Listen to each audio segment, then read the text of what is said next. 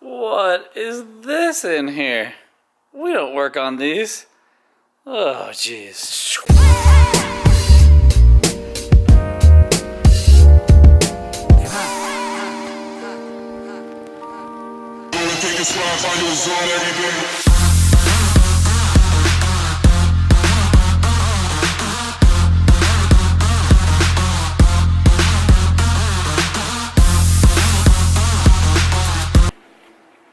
Okay, so you're probably wondering like what the heck this is doing here. I don't know. I have friends that ask me to do weird things all the time. So this is my friend Blake's bike.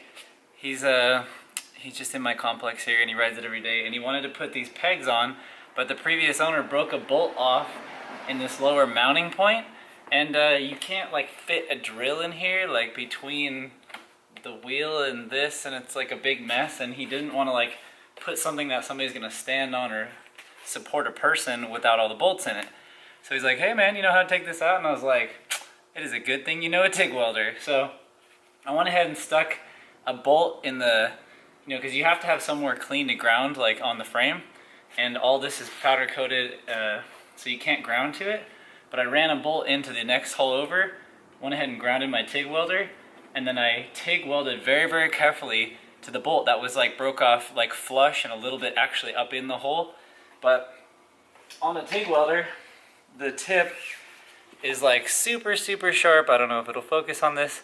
This is a little gummed up because I was using it for things I shouldn't be. But essentially I sharpen this up super, super sharp, and I stick it in that area, and it allows me to put just the smallest amount of torch in there, fill it with metal, and I attach this other bolt right here. Anyway, you get the point. Then you just throw a little WD-40, twist it right out, and then he doesn't have to take his whole bike apart. So I just saved him like a whole bunch of time. Anyway, I figured I'd show you guys that. It's kind of like a silly random thing, but I do stuff like this all the time. Welding's cool, man. Y'all should learn how to do it. How fast were you going in that Snapchat the other day? Your Snapchat is on this bike. Oh, I just drive down the interstate. Oh, okay. But people think it's bad, but this steering stabilizer, It just sits there. so you don't even have It's to... neutral, right? Yeah, once you start moving, the steering stabilizer, so it just sits there, so you could... Do whatever. Yeah. Yeah. People will be putting those short pipes on the bikes, and they're like, it's just, it's like straight pipe in the It's car. too loud. And you like, That's all. That's too loud. For my keys in there, roll You're down. gonna have to push it. Oh, leg day again. I'm still sore. How much do I owe you for that? Oh, don't worry about it. Free. I want to be here. Look how cool. When you have a Ducati, but you forgot the key. You could leave it here for a second and just bring the key back if you want. Dyno? Yeah, there you go. I have motorcycle dynos. My friend's dynoed his bike on this dyno. Because my dyno's not that heavy, yeah.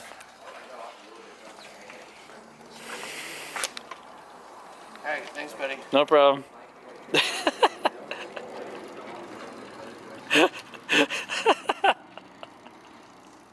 Okay, so last week's video was filmed, and then I had the footage for like several days and couldn't edit it because I could not get my laptop to turn on. Finally, I got it to turn on. I was able to edit the video, and as soon as I turned it back off, my laptop completely died again.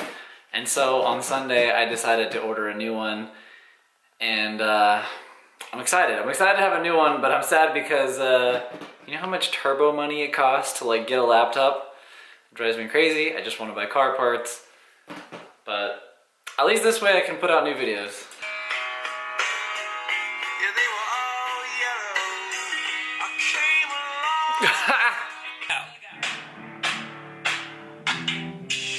Yellow model G, yellow bottle sipping, yellow Lamborghini, yellow top missing.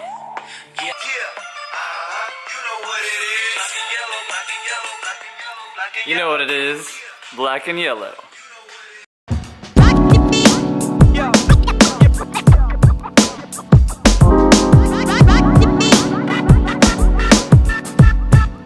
Oh, okay, show them what we got. We got some stickers for the Bumblebee car, and let's go show them how it came out.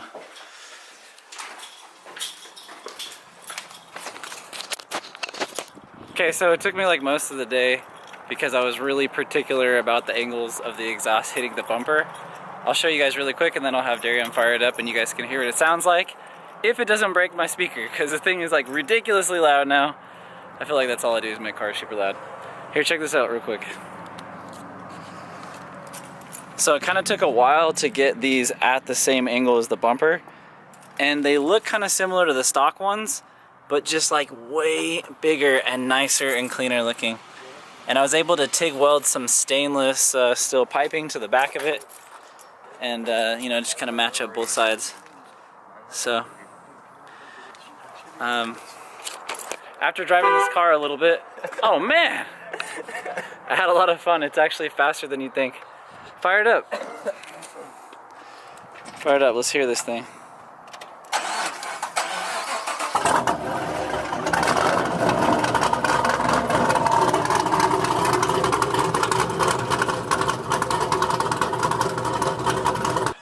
Here, give us just a little bit so they can hear on YouTube what it sounds like.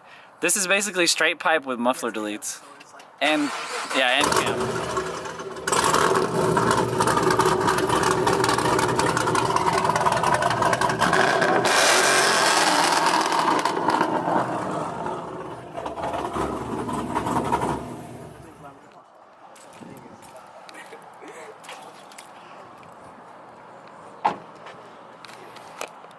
Well, okay, that's ridiculous. You probably can't even tell how loud that actually is in real life because I don't think the speaker can pick that up. I think it's gonna like seriously break the speaker on the camera, but well, one more project done.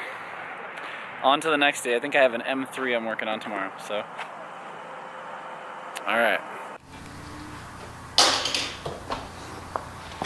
All right, I'm not sure if you guys want to try this at home. I super don't recommend it, but we got these wheels and tires for free for Yari's car, and it just sits a little too low, and we have his collars all the way up. And that's as high as we could get it, so. This isn't that bad at all, Yeah, you'll see. We heated this up with the heat gun, like this, and it's still pretty dang hot. So don't try this at home.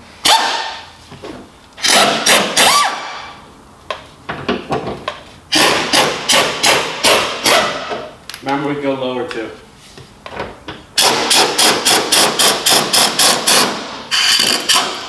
Okay, go lower just a little. Okay.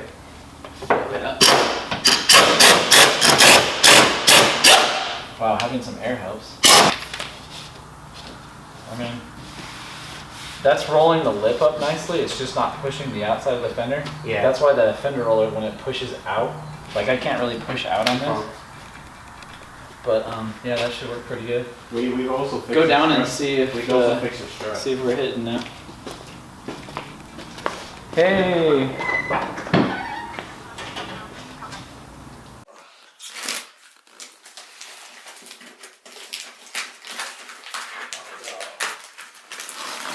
This is gonna be interesting to see because we've never ordered anything like this remotely, but as ridiculously big as this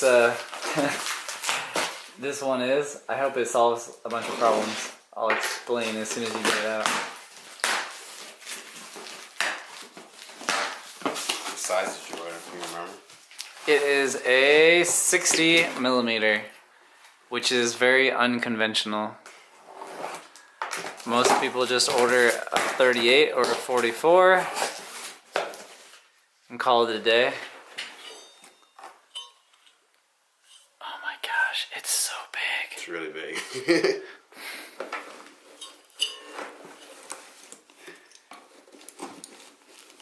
Wow. I have no words. Ready to put it on. That is the biggest thing I've ever seen, like as far as wastegates. I had this exact same one on my race car, and it made it so that I could control the boost to a lower level. But it, you know, on a smaller car. See what it makes. Oh my goodness. Well, so the point of it is if we put a small spring, it has such a big surface area to vent the boost out that in theory we could regulate a very low PSI, like smooth across the gear. Mm-hmm. Because as your boost creeps, obviously if you're having tire spin issues, how are you going to make the tire stop spinning if you can't make the boost go less than than the base pressure. So we could probably put like a 3 psi spring in here, even with a 62. You know, those turbos want to make tons and tons of power. Yeah. And probably keep the power down to a level that's so low it's only a little more than all motor, and then hopefully we could not spin the tire so much. Daily drive it better. Yeah, I'm hoping that this will allow us to control the car better than anything we could do. Obviously we have boost by gear, so we can change it per gear, but even the lowest setting, a lot of times with a small surface area at a certain higher RPM, especially with engines that rev really high, you can't control the boost any lower. At a 7-pound spring will still climb to, you know, 10, 12, 15 pounds as it gets too much volume to go out the wastegate. So how much pounds we said we were trying to push though? Like 7 or 8? 3. Oh. No, I mean, we're going to push a lot more, but I would love to see a low number. The wastegate regulates the lowest number. Okay. You can, with the electronic boost controller that you're running, we can always turn it up. We start to vent pressure to the top of the gate and then keep it closed longer, making the boost go up. But that's all controlled by the computer and me. So Yeah. if we can get it to go really, really low, that's the number we can't control. We can always go up. So I have to get a flange for that? No, it came with a flange. Alright, so this is where we're at. That wonderful laptop that I bought, lightning fast. I mean crazy fast. I was making videos, things were happening. You guys are gonna see in this edit, I mean, like, I don't know, the part with the bike, you know, like I got some cool transitioning things to happen. I could do things that I've never been able to do before, you know, for the weekly video, because now the computer renders things so fast I can actually see what I'm doing. I'm so bummed. I've only fired the computer up 3 times, everything seemed really, really good, but it kept like kind of randomly doing weird things and crashing. So, I mean, I can't have that, especially not with something that expensive. You know, like i7 dedicated graphics. It was like the fanciest computer I've probably ever bought. So this video kind of ended up abrupt because I'm missing some footage and some stuff like this from the week. So anyway, I'm gonna make it up to you guys next week, I promise. I'm really excited to show some of the stuff I'm doing. I feel like so like out of it. I mean, it's fun to make these videos and show you guys what I'm doing, and I feel like I haven't even been able to do that lately. So anyway, I've got a new computer on the way. In the meantime, I resurrected my old one just long enough, as long as I keep it on the power cable and don't let it fall asleep ever while rendering and get my videos out. So I don't know, that's kind of the plan going forward. I hope this new laptop I ordered is just as good or better than the one I had, but just doesn't crash. And then we can get back to like regular consistent videos. But anyways, thanks for your patience, and you know, thanks for watching, and I guess I'll see you guys next week.